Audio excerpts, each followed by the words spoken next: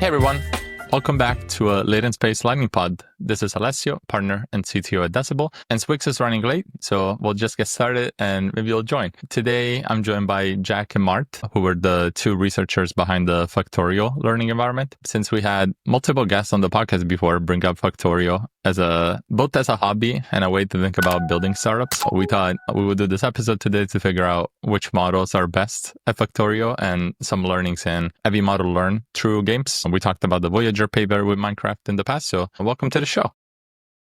Hello. Hello. Excited to be here. Were you guys Factorio players before, or did you just pick Factorio post-fact as the best environment for this? No, I played Factorio for years, and about 18 months ago, I was looking into this idea of the paperclip maximizer, that kind of cautionary tale where if you set a model to maximize paperclips and optimize a factory, what kind of bad stuff do they end up doing in furtherance of that goal? And it kind of got me thinking about the applicability of Factorio as an environment for benchmarking models. One of the kind of motivations for it is that when you compare Factorio against Minecraft, for instance, the complexity scale is drastically different. In order to complete Factorio, complete and launch a rocket, you need to mine maybe about 1 million raw resources to get to that point. Whereas the same kind of point in Minecraft, you have to just get maybe 200 resources. So, we have orders of magnitude difference in Factorio compared to some of these other environments. And if you want to go beyond just launching a factory and, see some of the huge factories that real players have managed to make, I think the biggest one at the moment is generating something like 19 million resources a second. So we have factories that, stem from, making maybe one resource every couple of seconds all the way to 20 million a second. And that range gives an enormous amount of signal for comparing models from tiny models that aren't very good all the way to superhuman models and enable us to differentiate them kind of at any step along the way. And that, I guess, was the core idea. And, I kind of set out on a Friday night about 18 months ago, as a casual weekend project, in and out operation, get it done. And 18 months later, we kind of got it into a position to actually release.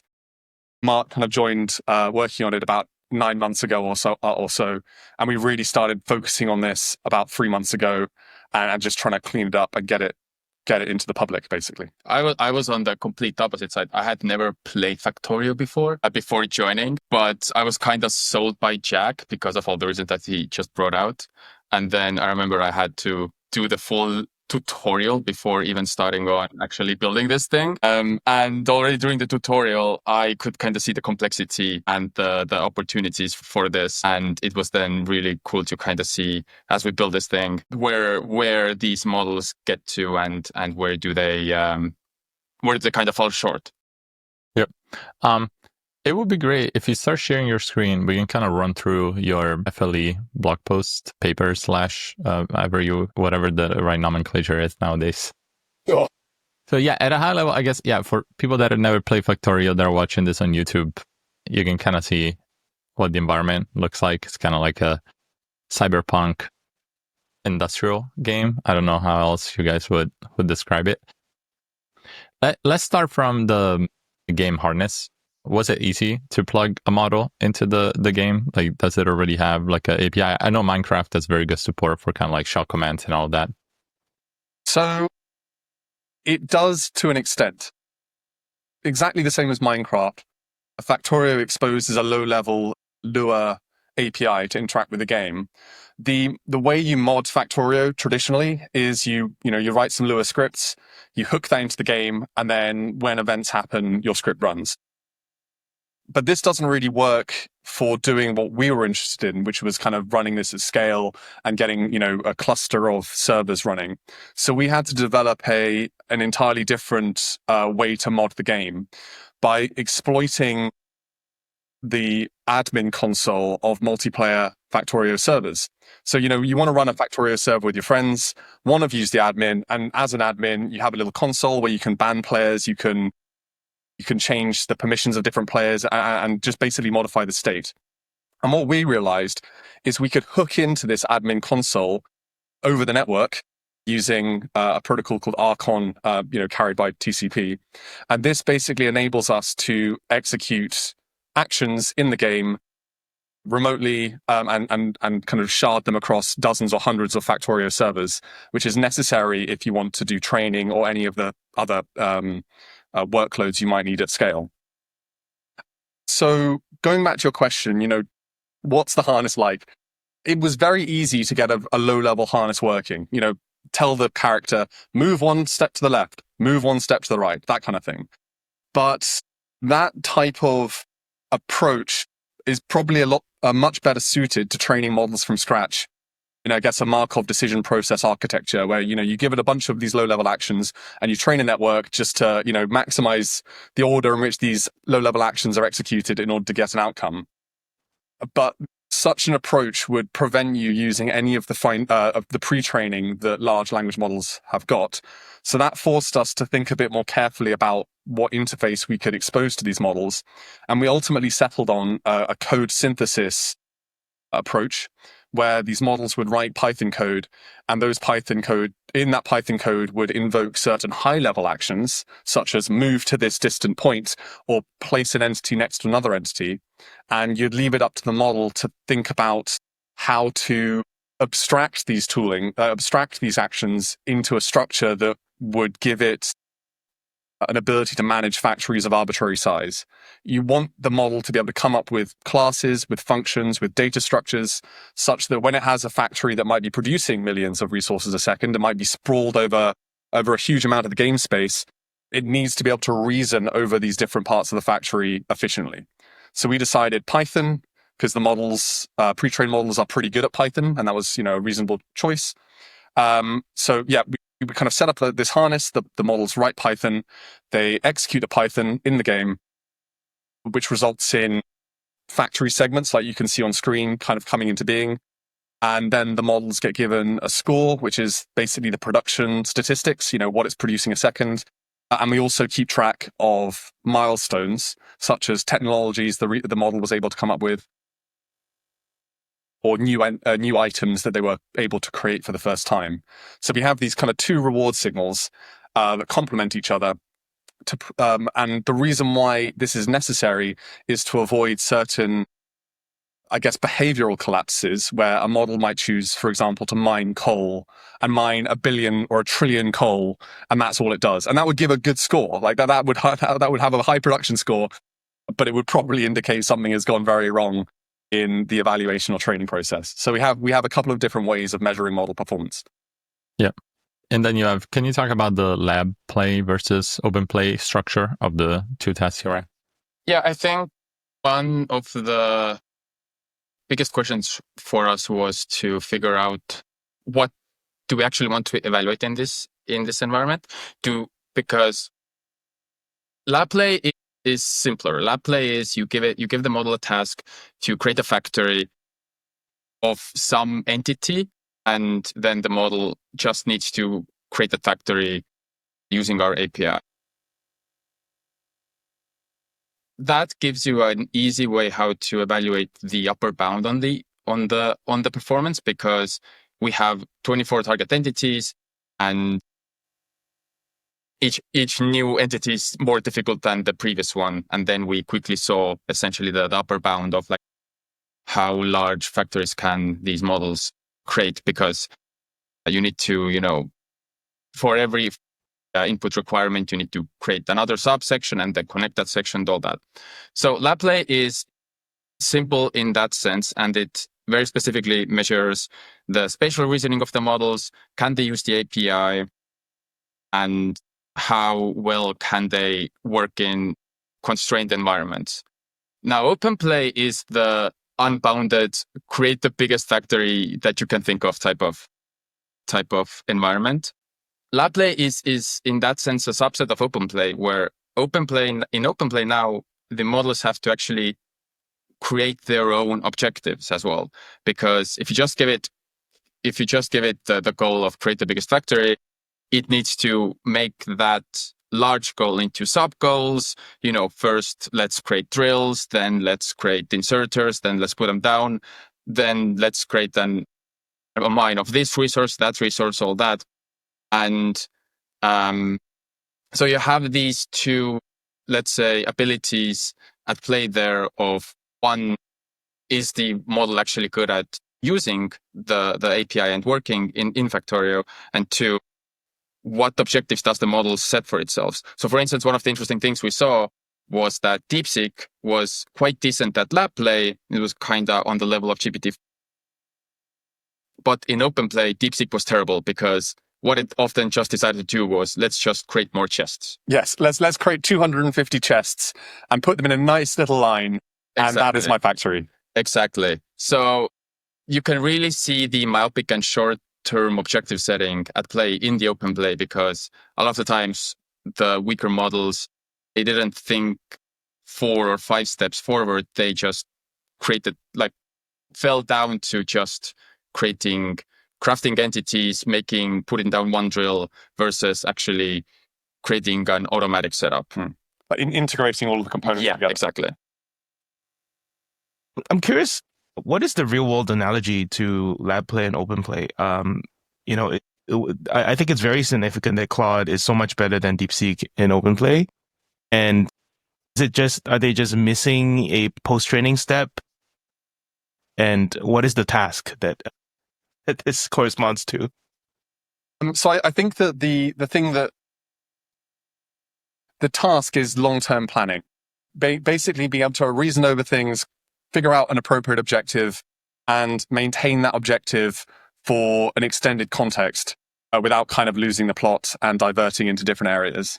Whereas the lab play is much more about spatial reasoning and the kind of low-level figuring out how to compose stuff that has the appropriate space and precision around it such that it works. As you might know from Factorio, much like writing a program, if you put one thing in the wrong place, the whole system grinds to a halt. So that's a slightly different skill set that we're evaluating than the long-term planning stuff. It's not obvious to us why Claude is so much better than the other models in both settings. I mean, our suspicion is it is better trained for this kind of long-term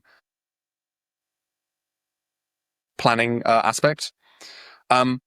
One thing we have found in preliminary results is that the reasoning models don't seem to do as well as you'd expect in this setting. And I think that's probably because the way we set this up, it's a bit like we're already making it do reasoning traces over an extended period of time. Asking the model to do reasoning over reasoning kind of eliminates a lot of the performance improvements you get from applying the reasoning models alone to problems like Math Frontier, where there's a lot of benefit from just writing stuff down and figuring out what works. Sorry. Go ahead, Sean. Sorry if I missed this, but in the original publication, there were no reasoning models in there. Is this just results you haven't published? This is unpublished. This is our preliminary results, but we're gonna. Our plan is to publish additional results with the reasoning models, and we've also added in an adapter to support VLMs. Now, a lot of the models we did evaluate do have vision. In our published results, the models are interacting symbolically with the environment. It doesn't actually see the pixels on the screen. So one thing we want to bring out in our next work is how much improvement can you get from allowing the models to take screenshots of part of the factories they want to debug. A quick response to that, and then Alessio. Typically, the results here, not having seen your results at all, typically everyone's very excited about adding vision, and then they add vision and they find that it doesn't add anything. Yes, I mean that was our point as well. We were no, truly, because we had this great idea about adding vision right at the beginning, and then you see those experiments where they have two lines crossing each other in an X, and you ask the model, what is this showing, and it can't even say that the basic geometry of the picture. It can't intuit that two lines have an intersection. So to kind of get around this, we've scrapped in the vision component. We've scrapped using the tile maps and the graphics of Factorio, and have instead fallen back to a very simple geometric renderer, which the models can kind of choose to configure when they invoke it as a tool.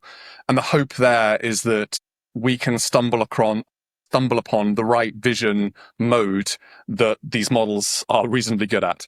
But I think your intuition is right. I would be surprised if we get that much from it at this stage, but it would be cool if we do. We did try it out. We did try out sending in the screenshots at some point. And the problem is because you have so much going on in larger factories, that the models start to hallucinate things. They don't correctly understand what is broken, why a factory doesn't work.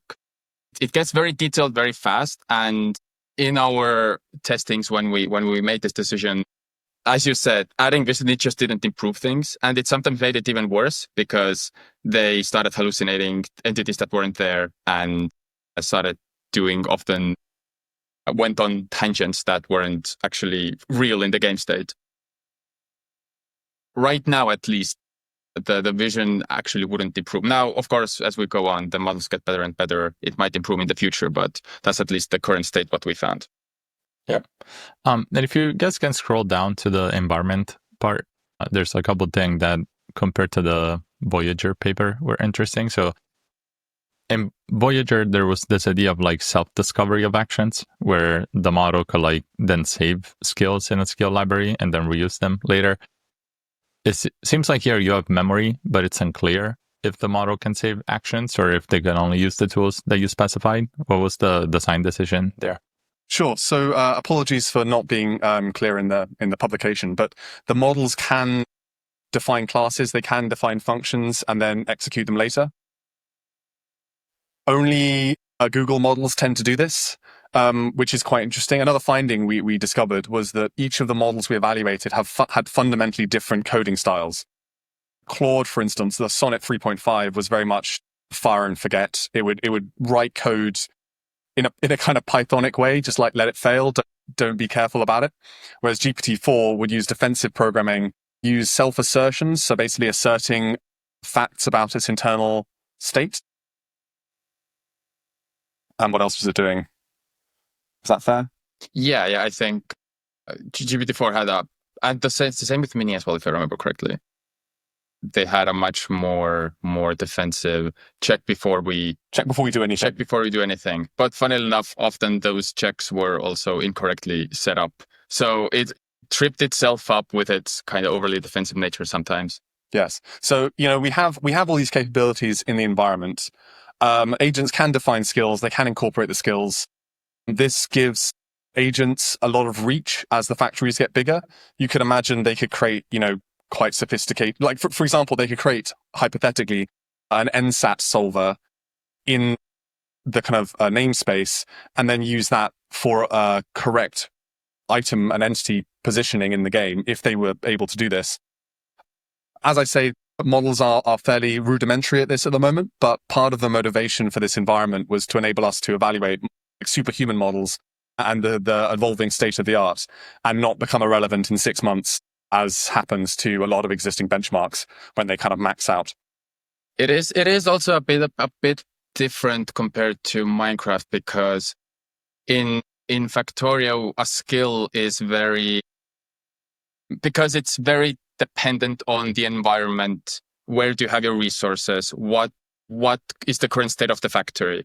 It's a lot more difficult to create generalizable skills in that would be useful actually in multiple factory settings, apart from the easy, connect X to Y, which we exposed as an API already.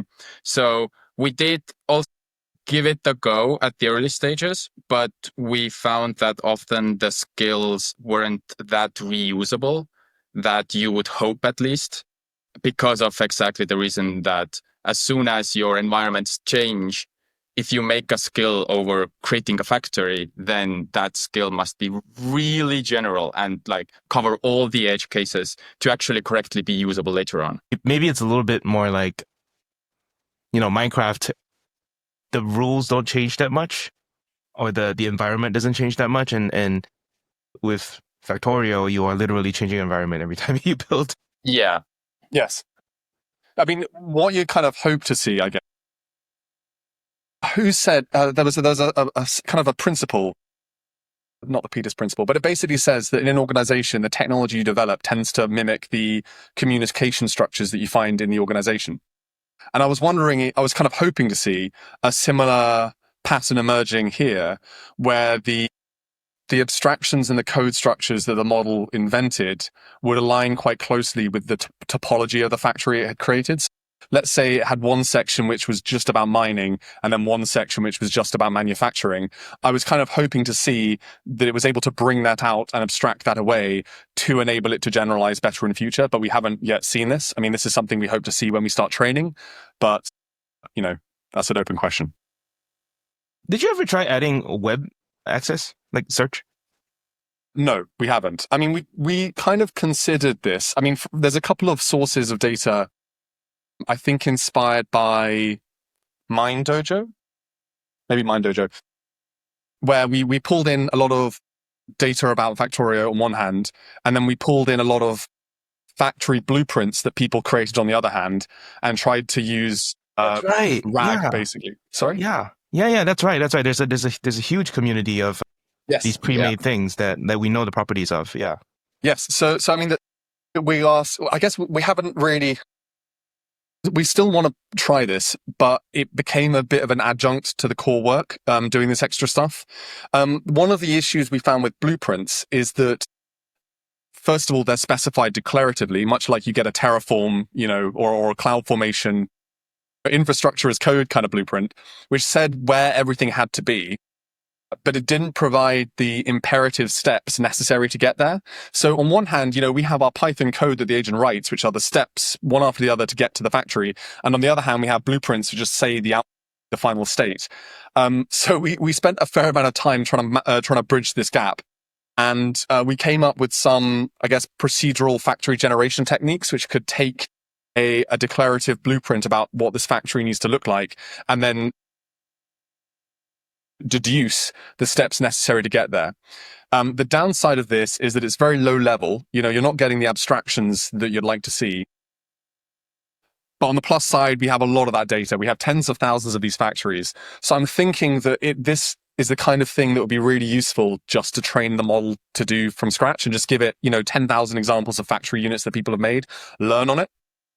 But when you try and move that into a benchmark setting with already pre-trained models just using in-context learning, it's just not that helpful.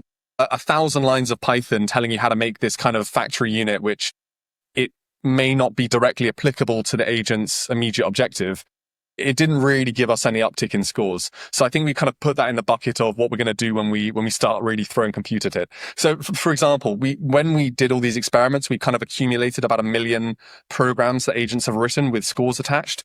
So we kind of got this big bucket of programs and trajectories through the game. And we want to take these and just kind of throw it at a model and just see what happens if we really try and get it to learn how to maximize score directly, like a paperclip maximizer.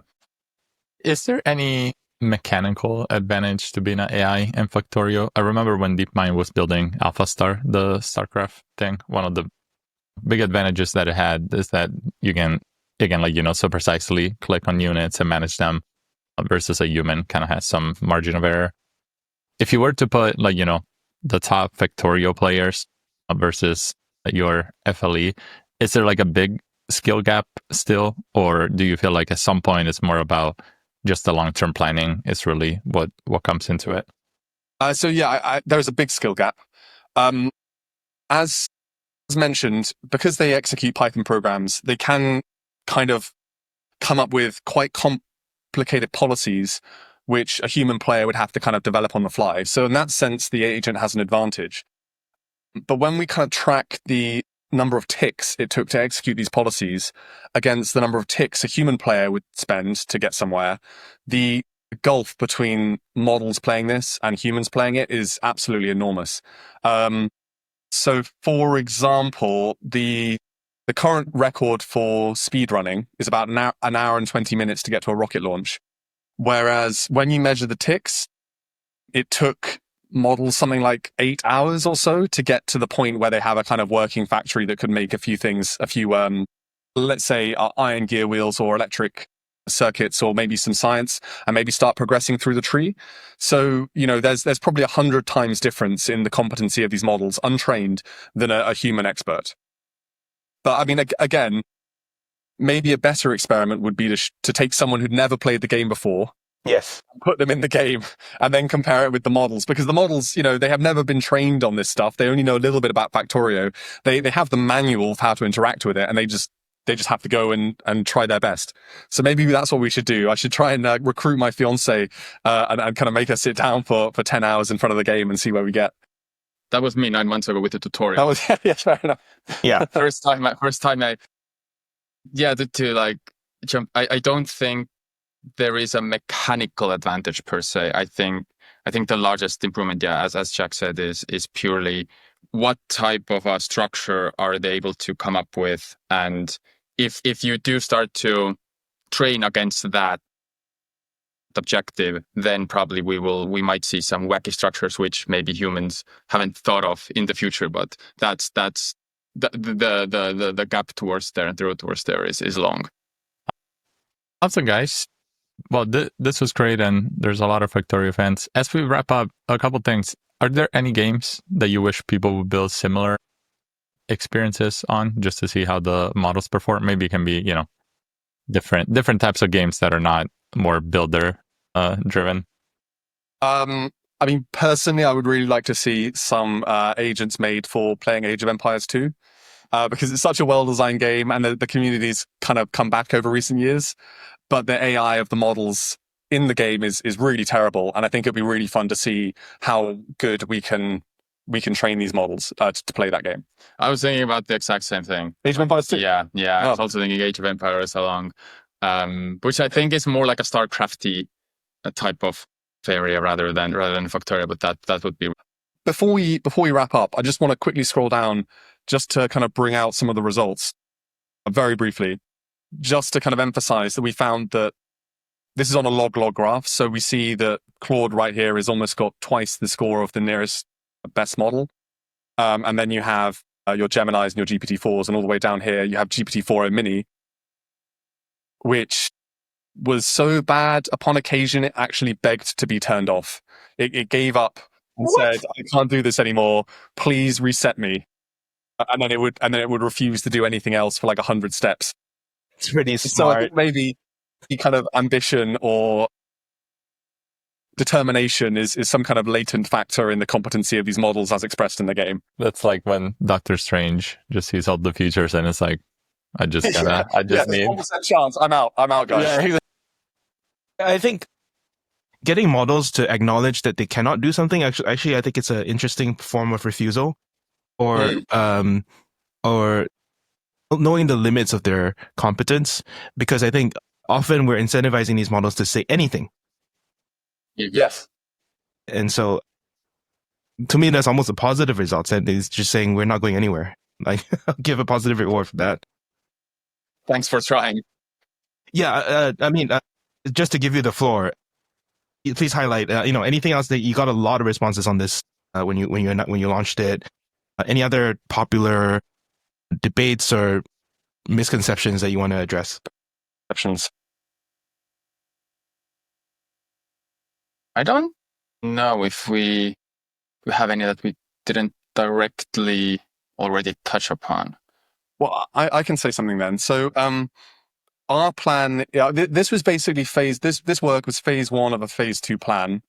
Our goal now is to start training these models directly on unbounded objectives.